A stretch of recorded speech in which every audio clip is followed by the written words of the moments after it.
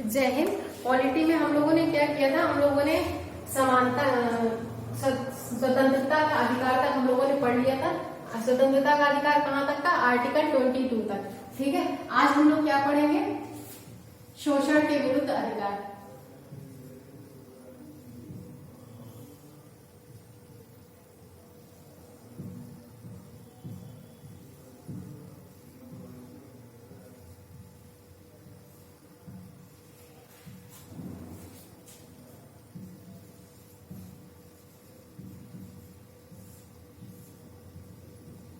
इसमें कौन कौन से आर्टिकल आते हैं? आर्टिकल 23 और 24, ये दोनों हमें शोषण के विरुद्ध अधिकार देते हैं। ठीक है,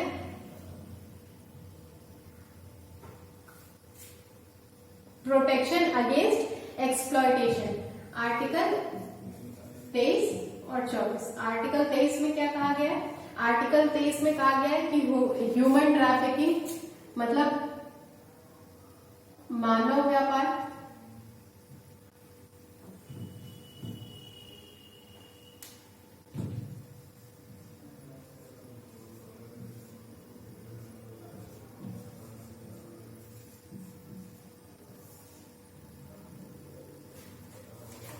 बंधुआ मजदूरी,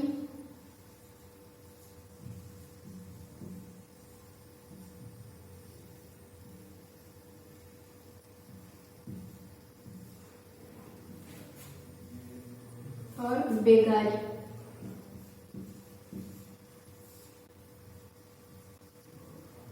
इन तीनों चीजों को इसमें खत्म किया गया है।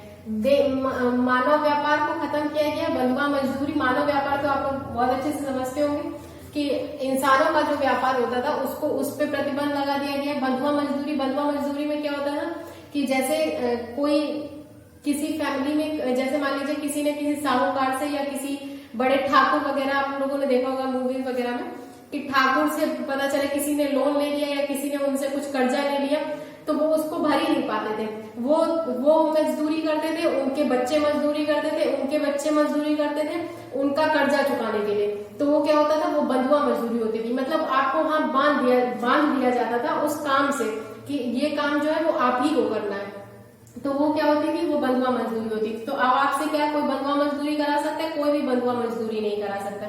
ठीक है, बॉन्डेड लेबर आपसे कोई नहीं करा सकता, ह्यूमन ट्रैफिकिंग भी नहीं होगी और बेगारी भी नहीं होगी। बेगारी क्या कहते हैं? बेगारी इसको कहते हैं, मान लीजिए किसी ने आपसे सुबह से शाम तक काम कराया और आपको पैसे ही नहीं दिए या इतने कम पैसे दिए कि वो आपके काम के लिए, वो आपके काम के हिसाब से उसकी कोई वैल्यू ही नहीं है। ठीक है, वो बहुत कम है आपके काम के हिसाब से, तो उसको क्या कहते हैं? बेगारी। जैसे मान लीजिए सुबह से किसी ने लेबर अड्डे से कोई लेबर उठाया और उससे ले जाके और 6 बजे तक, 5 बजे 6 बजे तक वो लोग काम करते हैं, 5-6 बजे तक काम कराया और जैसे वो लोग 500-600 रुपए अपना दिहाड़ी का जो भी लेते हैं और वो 500-600 रुपए ना दे के उसको 100 रुपए पकड़ा दिया या 5 रुपए पकड़ा दिए, चलो जाओ हो गया तुम्हारा, तो उसने पैसा तो दिया, बंधुआ मजदूरी तो नहीं कराई, लेकिन वो बेगारी हो गई ना, उसके मेहनत का पैसा उसे नहीं मिला। तो बेगारी जो है, बेगारी को भी बंद किया गया। तो इसमें क्या किया गया? मानव व्यापार, बंधुआ मजदूरी और बेगारी, इन तीनों को हटा दिया गया। फिर आर्टिकल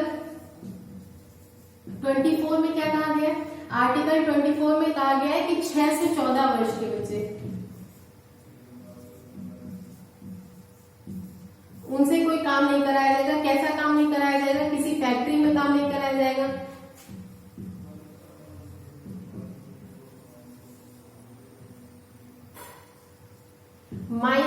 माइनिंग वगैरह का काम नहीं कराया जाएगा, और क्या नहीं कराया जाएगा? जोखिम भरा कोई भी काम।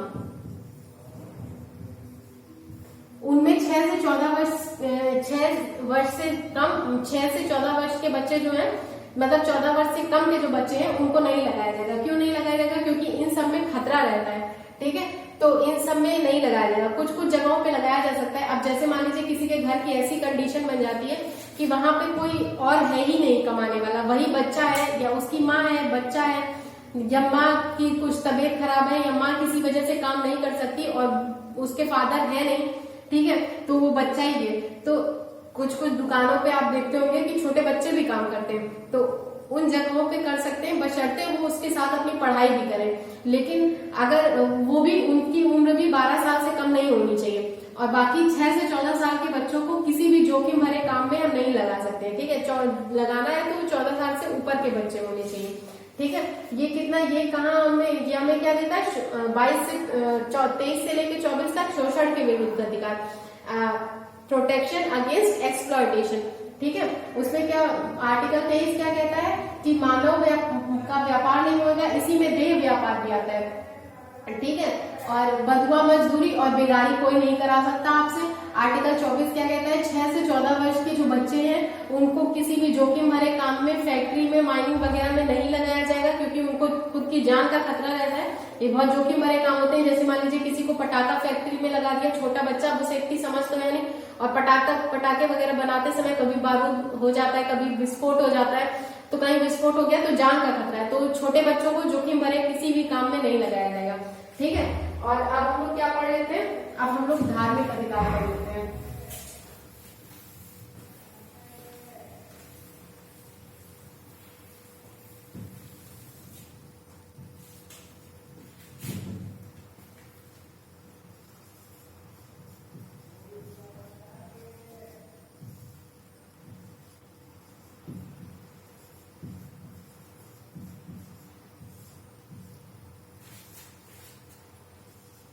पच्चीस से लेके 28 तक के आर्टिकल इसके अंदर आते हैं, ठीक है।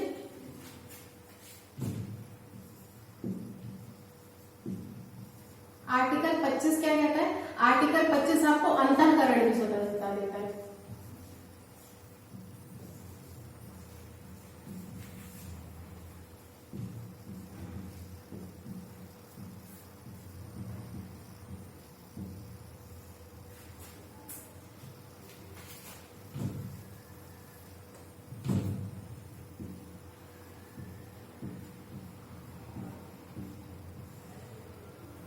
यानी कि आपको व्यक्तिगत स्वतंत्रता देता है।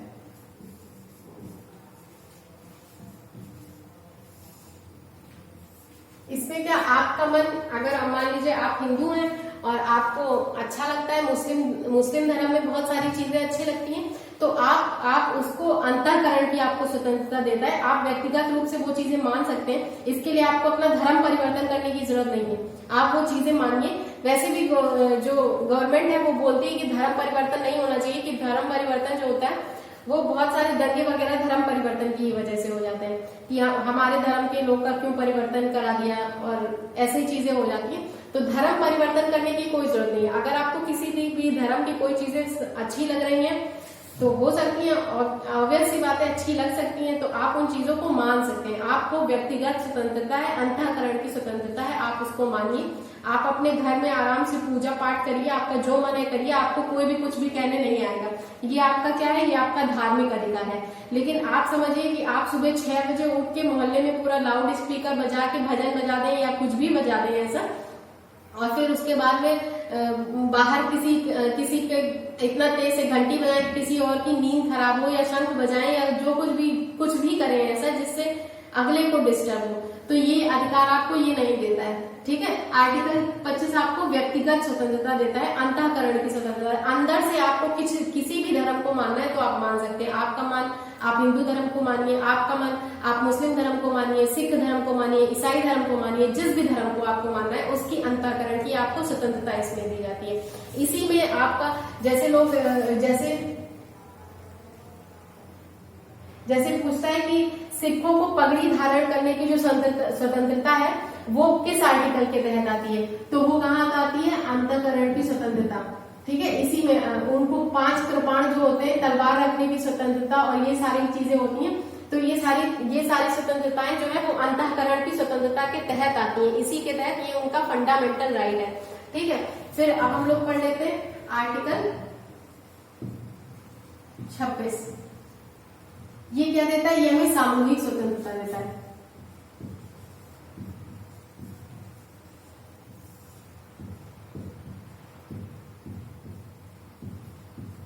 धार्मिक कार्यों के लिए ये हमें सामूहिक स्वतंत्रता देता है। सामूहिक स्वतंत्रता कैसे, जैसे आप देखते होंगे, जैसे जुम्मे के दिन में नमाज होती है, लोग सामूहिक रूप से पढ़ते हैं। जैसे ईद वगैरह में होती है, तो जैसे जो मस्जिद है, ऐसी जगह है जो थोड़ा सा रोड पे है, तो रोड ब्लॉक करके भी वो लोग नमाज पढ़ते हैं। जैसे आपके यहाँ दुर्गा पूजा होती है या या ऐसी कोई गणेश चतुर्थी वगैरह हो गई, गणेश विसर्जन हो गया, यात्राएं निकलती हैं, जुलूस निकलते हैं, तो वो सारे किसके तहत निकलते हैं? आर्टिकल 26 के तहत, क्योंकि वो हमारी सामूहिक स्वतंत्रता का अधिकार है। तो ऐसा नहीं है कि अगर वो नमाज पढ़ रहे हैं तो वो वहीं बैठे रहेंगे, थोड़े समय बाद वो हट जाएंगे।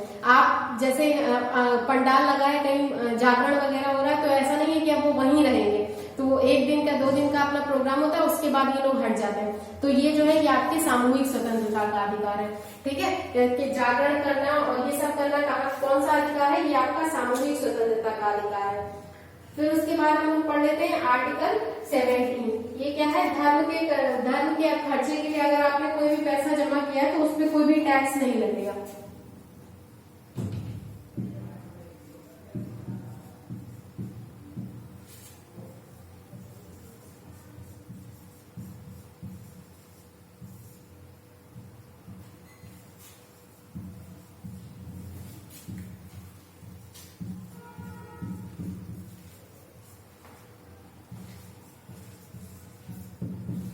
जैसे मंदिर वगैरह में बहुत सारा दान आता है, तो बहुत, और वो भी कम अमाउंट में नहीं होता है, बहुत ज्यादा होता है। सोने की वो चढ़ाई जाती हैं।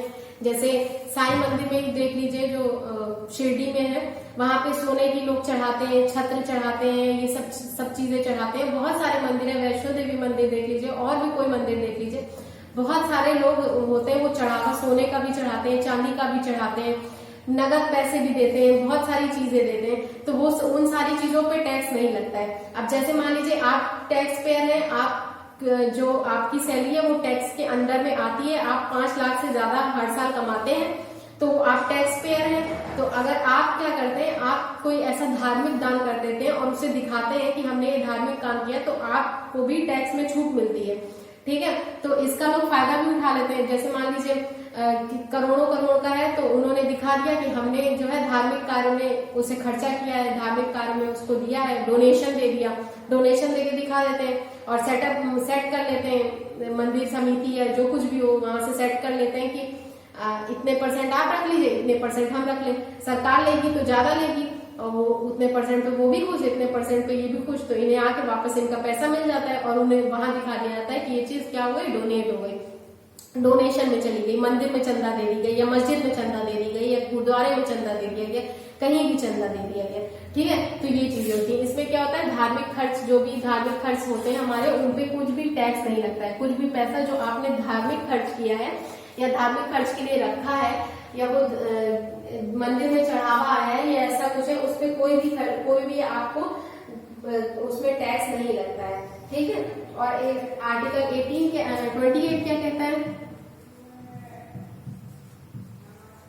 आर्टिकल 28 ये कहता है कि कोई भी संस्था जो सरकार के पैसों से चल रही है, सरकारी खर्च पे चल रही है,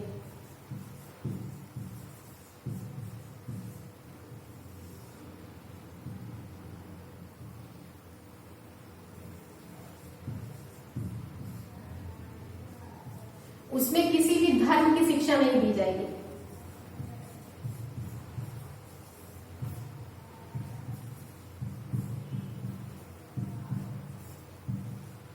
ठीक है, ऐसा कोई भी संस्था ऐसी हो जिसमें सरकार का पैसा लगा हो, तो उसमें कुछ भी ऐसा नहीं होगा, किसी भी धर्म की शिक्षा नहीं दी जाएगी, ना मुस्लिम धर्म की शिक्षा दी जाएगी अलग से, ना हिंदू धर्म की दी जाएगी, ना सिख, ना ईसाई, उसमें किसी भी धर्म की शिक्षा नहीं दी जाएगी, ठीक है।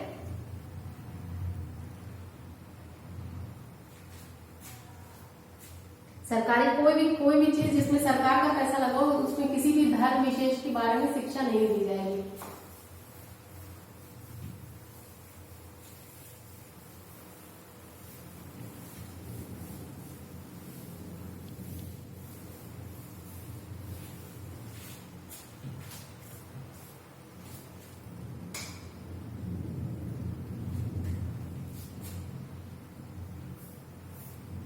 आप क्या पढ़ लेते हैं? आप पढ़ लेते हैं राइट टू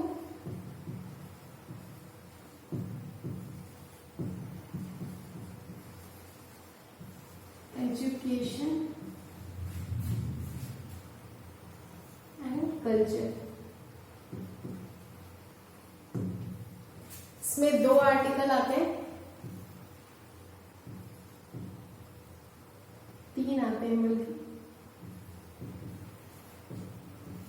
29 से लेकर के 31 तक।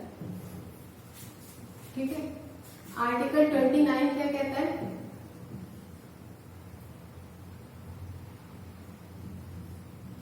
आर्टिकल 29 कहता है कि कोई भी ऐसी संस्था जो सरकार द्वारा चलाई जा रही है या उसमें किसी को भी धर्म या जाति के नाम पे या ऐसे किसी भी भेदभाव से उसमें घुसने से मना नहीं किया जा सकता। जैसे कोई भी मॉल है तो उसमें किसी को भी धर्म या जाति के नाम पे या वंश या उसके जन्म स्थान के नाम पे ऐसा नहीं होगा कि उसे घुसने से मना कर दिया जाए। ठीक है, तो क्या होता है, जब भी कोई संस्था सरकारी खर्च पे चलती है, सरकारी पैसों पे चलती है, तो उसमें अल्पसंख्यक के हितों की रक्षा के लिए उसमें किसी को भी जो है वो मना नहीं किया जाता कि संस्कृति, भाषा, लिपि, धर्म, जाति के आधार पे उसे मना नहीं किया जा सकता वहां जाने से। ये क्या है? अल्पसंख्यकों के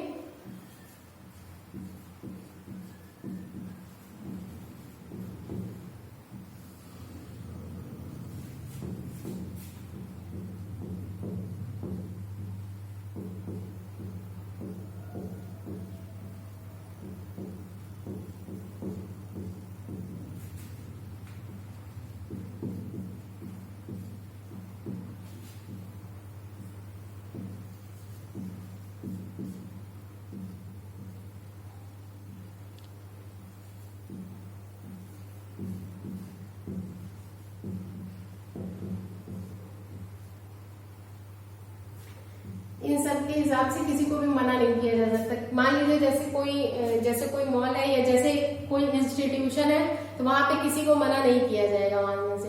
वहां कोई सिख भी आ सकता है पढ़ने के लिए, वहां कोई जैन भी आ सकता है, बौद्ध भी आ सकता है, आते ही हैं लोग, कोई SC ST भी आ सकता है, उसको कोई मना नहीं करेगा।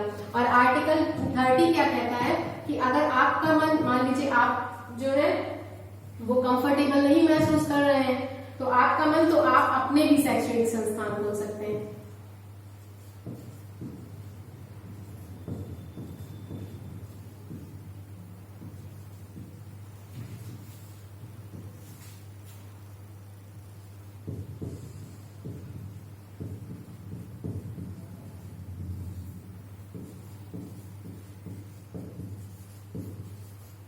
ये आप अपने भी शैक्षणिक संस्थान खोल सकते हैं। जैसे मान लीजिए जैसे खुलते हैं मदरसे खुलते हैं, है ना, मदरसा वगैरह खोला जाता है। संस्कृत स्कूल भी बहुत बड़े बड़े बनारस वगैरह में खुले हुए हैं जिनमें संस्कृत की शिक्षा दी जाती है शुरू से ही। ऐसा नहीं होता है कि उसमें सिर्फ संस्कृत ही पढ़ाई जाती है, उसमें ग्रेजुएशन, पोस्ट ग्रेजुएशन भी होता है। उसमें आपको ये जो एजुकेशनल नॉलेज होने के साथ साथ में संस्कृत में भी चीजें पढ़ाई जा सकती हैं, वेदों का ज्ञान भी दिया जाता है। तो ये सारी चीजें होती हैं। अब जैसे मान लीजिए कोई जैन में होता है कोई दिगंबर और श्वेतांबर, दो टाइप के जैन होते हैं। तो जो दिगंबर होते हैं वो कपड़े नहीं पहनते। अब कोई बिना कपड़े पहने आ जाएगा पढ़ने के लिए तो हम तो नहीं रोकेंगे आर्टिकल 29 के तहत, क्योंकि किसी के भाषा और किसी के पहनावे, किसी भी चीज से जो है अंतर नहीं किया जाएगा, उसको मना नहीं किया जाएगा। लेकिन वो जिनके साथ में पढ़ रहा होगा वही उसको इतना परेशान कर लेंगे कि वो खुद दूसरे दिन से हो सकता है ना आए।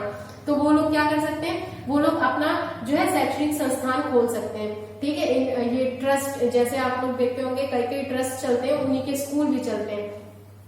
तो उनको ये पूरा गवर्नमेंट के उससे होता है, गवर्नमेंट ही इनको पैसा देती है। जितने गवर्नमेंट सेक्टर के जो टीचर्स होते हैं उनकी जो सैलरी होती है उतनी ही सैलरी इनकी भी होती है, अच्छी खासी इनकी सैलरी होती है। तो ये अपने संस्थान खोल सकते हैं। और आर्टिकल 31 में क्या था, संपत्ति का अधिकार।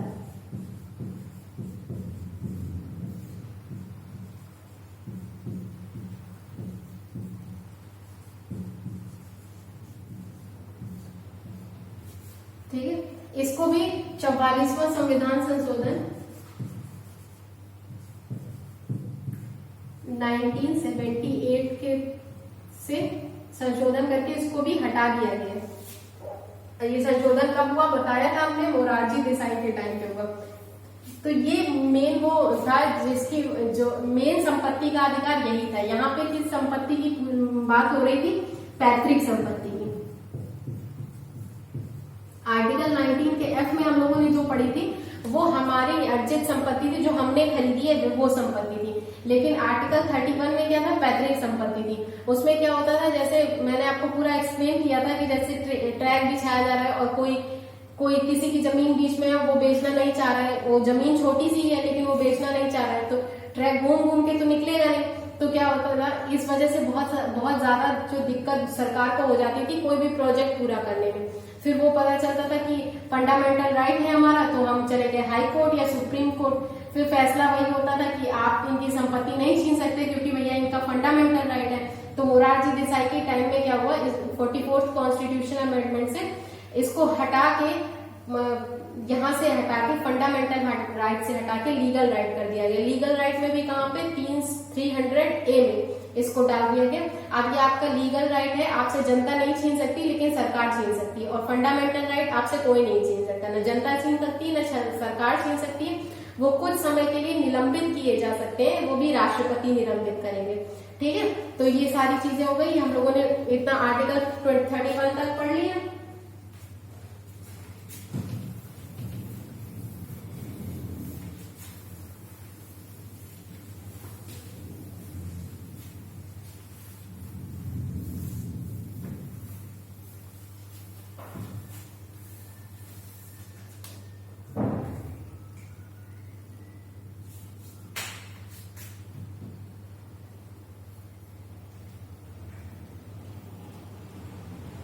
Right to education and culture, इसमें आपके दो आर्टिकल आते हैं, 29 और 30। और 31 जो है वो राइट टू प्रॉपर्टी। ठीक है, अब हम लोग पढ़ लेते हैं कॉन्स्टिट्यूशनल रेमेडी, यानी कि संवैधानिक उपचार।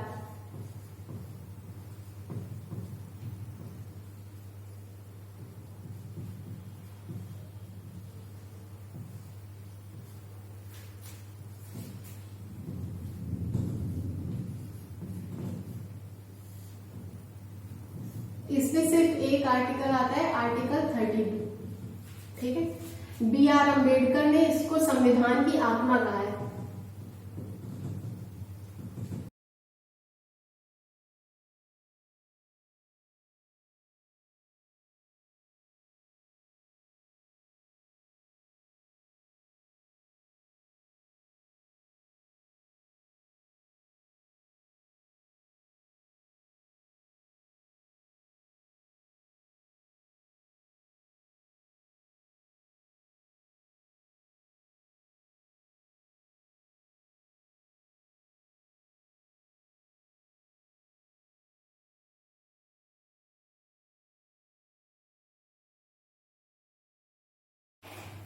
ये हमें हमारे अधिकार दिलाते हैं।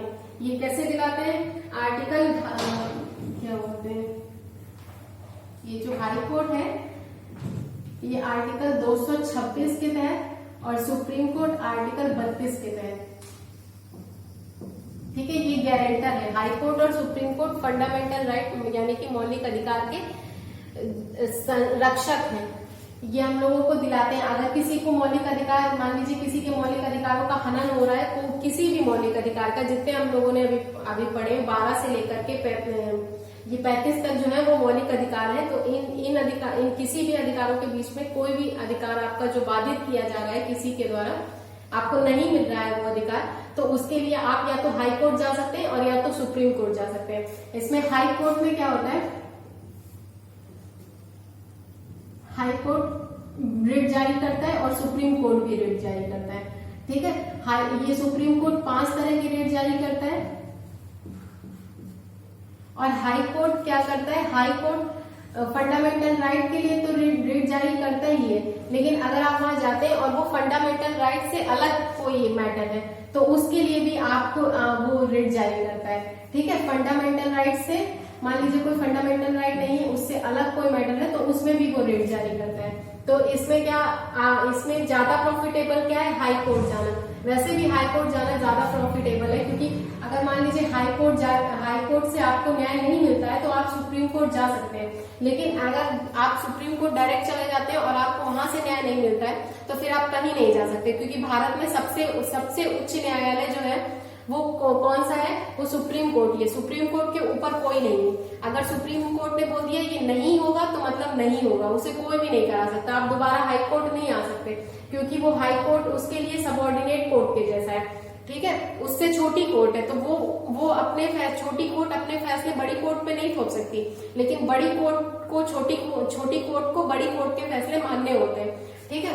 तो ये जो है ऐसे होता है। और वैसे भी जो हाई कोर्ट है वो हमारे पास होती है, हर स्टेट में एक हाई कोर्ट होती है। किसी 2-4 स्टेट्स को भी मिला के एक हाई कोर्ट बनाई जा सकती है, तो बहुत ज्यादा दूर नहीं है। लेकिन सुप्रीम कोर्ट जो है वो दिल्ली में है, तो आप कहीं नहीं है, आप कन्याकुमारी है, तो कन्याकुमारी से आप केस करने सुप्रीम कोर्ट आए, इससे अच्छा है कि आप वहीं की कोर्ट में केस कर दें, है ना। तो ये सारी चीजें होती हैं। अब पढ़ लेते हैं कि कौन कौन सी रेट होती है, सुप्रीम कोर्ट कौन कौन सी रेट जारी करता है। पूछा जाता है कि हाई कोर्ट किस आर्टिकल के तहत रिट जारी करता है, तो हाई कोर्ट 226 के तहत रिट जारी करता है। सुप्रीम कोर्ट किसके थ्रू जारी करता है, तो सुप्रीम कोर्ट आर्टिकल 32 के तहत रिट जारी करता है। अब 5 तरह की रिट होती है।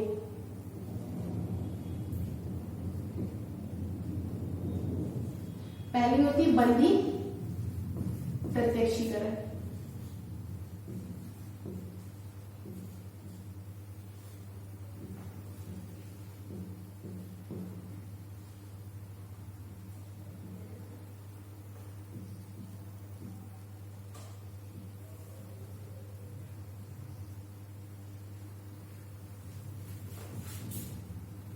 इसको हाबियस कॉर्पस बोलते हैं, ठीक है। बंदी प्रत्यक्षीकरण में क्या होता है कि अगर मान लीजिए किसी ने आपको गिरफ्तार किया और 24 घंटे के अंदर अंदर आपकी चार्जशीट फाइल हो गई है।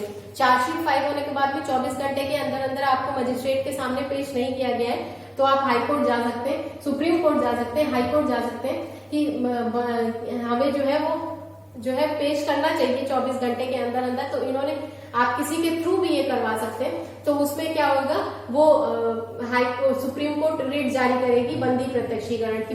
बंदी जो है उसको हमारे सामने पेश किया जाए, टू हैव द बॉडी।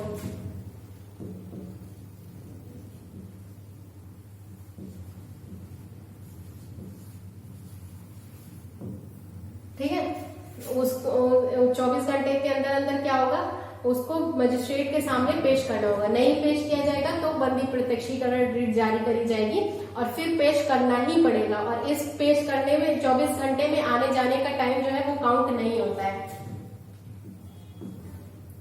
फिर परम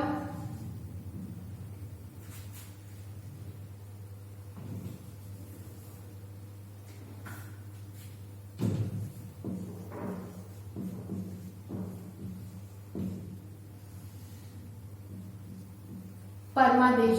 परमादेश में क्या होता है, परमादेश में मान लीजिए कोई अधिकारी है जिसे काम जो अपना काम है सही से नहीं कर रहा है, ठीक है। जैसे परमादेश को इंग्लिश में क्या कहते हैं, मैंडमस कहते हैं। अगर मान लीजिए कोई अधिकारी है वो अपना काम सही से नहीं कर रहा है, आप उसके पास गए कोई काम कराने के लिए, उसने नहीं किया। मान लीजिए आप कोई कंप्लेन रजिस्टर कराने गए, आपके साथ कुछ ऐसा हादसा हुआ है और आप कंप्लेन रजिस्टर कराने गए और वहां के थाना अध्यक्ष या जो भी वहां पे इंचार्ज है उसने आपकी कंप्लेन नहीं लिखी, तो आप सीधे हाई कोर्ट या सुप्रीम कोर्ट जा सकते हैं। तो सुप्रीम कोर्ट वहां पे कौन सा रिट जारी करेगी, परम आदेश। वो उसका आदेश जो होता है वो परम आदेश होता है, सबसे मेन आदेश होता है, मतलब सबसे बड़ा आदेश होता है। उसके आदेश को कोई भी खारिज नहीं कर सकता।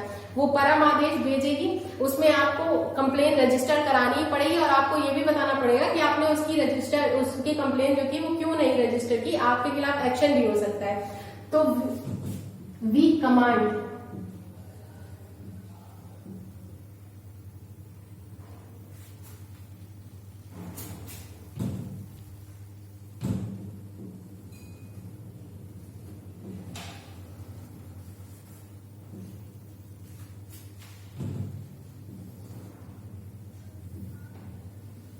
अधिकार,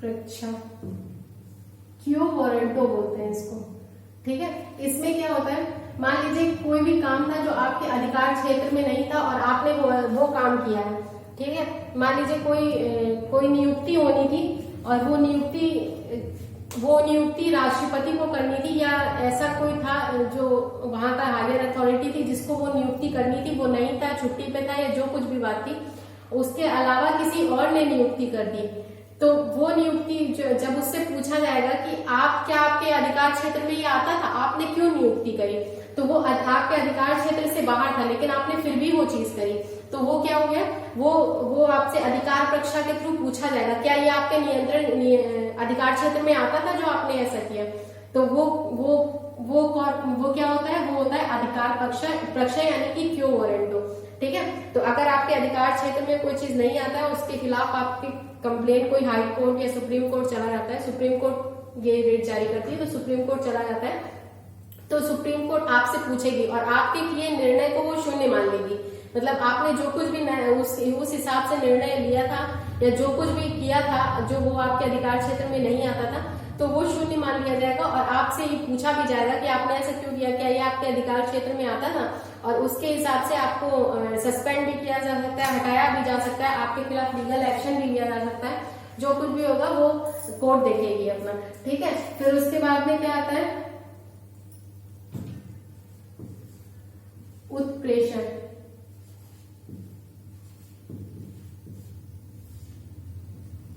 उत्प्रेषण को क्या कहते हैं, उत्प्रेषण को कहते हैं सर्टियोरी। ठीक है, इसमें क्या होता है, इसमें ये तीन जो रेट थी, ये सुप्रीम कोर्ट मतलब कोई भी कोर्ट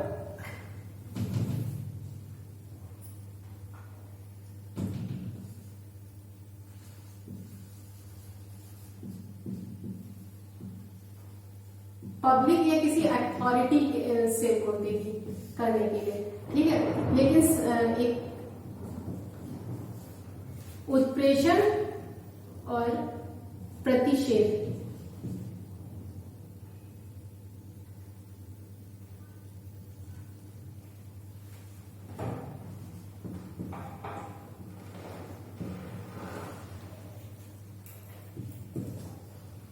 ये रेट कोर्ट जारी करती है और कोर्ट के लिए जारी करती है, हायर कोर्ट जारी करती है लोअर कोर्ट के लिए। ठीक है, उत्प्रेषण और प्रतिषेध जो होती है वो कोर्ट टू कोर्ट रेट होती है, एक कोई कोर्ट हायर कोर्ट जो होती है वो क्या अपने सबऑर्डिनेट कोर्ट के लिए जारी करती है।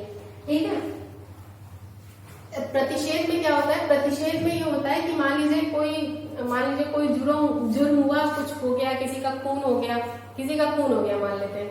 ठीक है, अब कोई जिसके यहाँ खून हुआ तो उसके यहाँ पे जो लोग होंगे जिन्होंने देखा होगा, जो विटनेस होंगे उसके, तो वो जाएंगे, वो सबऑर्डिनेट कोर्ट में मान लीजिए वो चले गए, जिला न्यायालय में चले गए। ठीक है, वहां पे जाकर उन्होंने केस किया, तो जिला न्यायालय मना तो नहीं कर सकती कि हम इस केस की सुनवाई नहीं करेंगे, तो क्या होगा, वो उसकी सुनवाई करेगी, उसका फैसला देगी। लेकिन अगर मान लीजिए वो केस सुनवाई ही हो रही है अभी और वो ऐसे इनके संज्ञान में आ जाता है, हाई कोर्ट के संज्ञान में आ जाता है कि ये केस जो है, ये इतना बड़े लेवल का केस जो है वो सबऑर्डिनेट कोर्ट जो है वो मैनेज नहीं करेगी, वो उसके अधिकार क्षेत्र में नहीं आता, तो वो क्या करती है, वो प्रतिषेध जारी करती है, प्रतिषेध रेट जारी करती है। उसके थ्रू क्या होता है, वो उस प्रोसेस को वहीं पे रोक देती है, उस कोर्ट से बोलती है कि आप ये प्रोसेस को यहीं रोक दीजिए और ये जो केस है ये हमारे पास में ट्रांसफर करिए, क्योंकि ये आपके अधिकार क्षेत्र में नहीं आता है, ये आपके लेवल का केस नहीं है, ये केस हाई कोर्ट सॉल्व करेगा या आपसे बड़ी कोर्ट सॉल्व करेगी। तो इसको क्या कहते हैं, टू स्टॉप, वहीं पे स्टॉप कर देना है, जहां मतलब ये कब आती है, जब अभी केस चल ही रहा था, अभी सुनवाइयां हो ही रही थी। लेकिन उत्प्रेषण कब आती है, सुनवाई हो चुकी है, फैसला हो चुका है, फैसला होने के बाद में आती है उत्प्रेषण।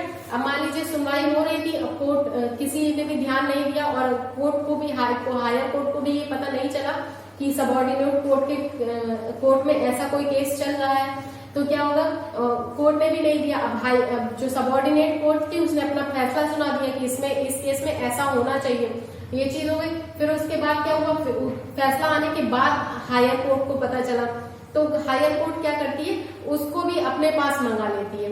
क्यों मंगा लेती है, क्योंकि हायर कोर्ट उसकी अथॉरिटी नहीं थी, उसको ये करने का अथॉरिटी नहीं थी, तो हायर कोर्ट ने अपने पास मंगा लिया। अब हायर कोर्ट क्या करेगी, हायर कोर्ट उसका सुनवाई करेगी। हायर कोर्ट का मन, अगर उसका मन उसे लगता है कि सबऑर्डिनेट कोर्ट ने सही फैसला दिया था, तो वो सबऑर्डिनेट कोर्ट के फैसले को वैसे ही रख सकती है कि ठीक है, सबऑर्डिनेट कोर्ट ने जो फैसला दिया है वो सही है, तमाम सबूत हमने देख लिए, सारी हमने कार्यवाही सारी कर ली है, हमें लगता है कि जो सबऑर्डिनेट कोर्ट ने बोला था वो एकदम सही है, तो हमने उसे कर दिया। और अगर लगता है कि सबऑर्डिनेट कोर्ट का डिसीजन और हाई कोर्ट का डिसीजन या सुप्रीम कोर्ट का डिसीजन अलग है, तो उसके सबऑर्डिनेट कोर्ट ने जो भी डिसीजन दिया था उसको शून्य मान लिया जाएगा। ठीक है, सबऑर्डिनेट कोर्ट के डिसीजन को क्या होगा, मान लीजिए सबऑर्डिनेट कोर्ट है, इससे ऊपर हाई कोर्ट है, इससे ऊपर सुप्रीम कोर्ट है। ठीक है, तो इसका जो भी फैसला था, जो भी इसका रिजल्ट था, इसको शून्य मान लिया जाएगा। फिर ये अपने हिसाब से पूरा चीजें करेगी। तो ये 5 जो होती है वो रीड होती है। बंदी प्रत्यक्षीकरण यानी कि हबियस कॉर्पस, परमादेश, मैंडमस, अधिकार परीक्षा, क्यो वारंटो, उत्प्रेषण सर्टियोरी और प्रतिषेध प्रोहिबिशन। ठीक है, ये 4 और 5 होती है। इसमें क्या होता है, बंदी को 24 घंटे के अंदर अंदर पेश करना होता है, नहीं पेश किया जाता है तब ये रिट जारी करी जाती है। परम आदेश क्या होता है, आपके कोई अधिकार क्षेत्र में नहीं था, परम आदेश क्या होता है, आपको वो काम करना चाहिए था लेकिन आपने नहीं किया और उसकी वजह से दूसरे को दिक्कत हुई, तो अगर जिससे दिक्कत हुई वो कोर्ट जाएगा तो वो परम आदेश रिट जारी करेगी और परम आदेश जारी करने के बाद आपको करना ही पड़ेगा वो काम, वो कंप्लेन, जो कुछ भी वो काम अपना है उसका, वो आपको करना पड़ेगा। अधिकार परीक्षा, आपने ऐसा कोई काम किया जो आपके अधिकार क्षेत्र में नहीं आता ना, तो उसके लिए आपको आंसरेबल होना पड़ेगा हाई कोर्ट को कि आप हाई कोर्ट और सुप्रीम कोर्ट को कि आपने ऐसा क्यों किया। उत्प्रेषण में क्या होता है, ये हायर कोर्ट जारी करती है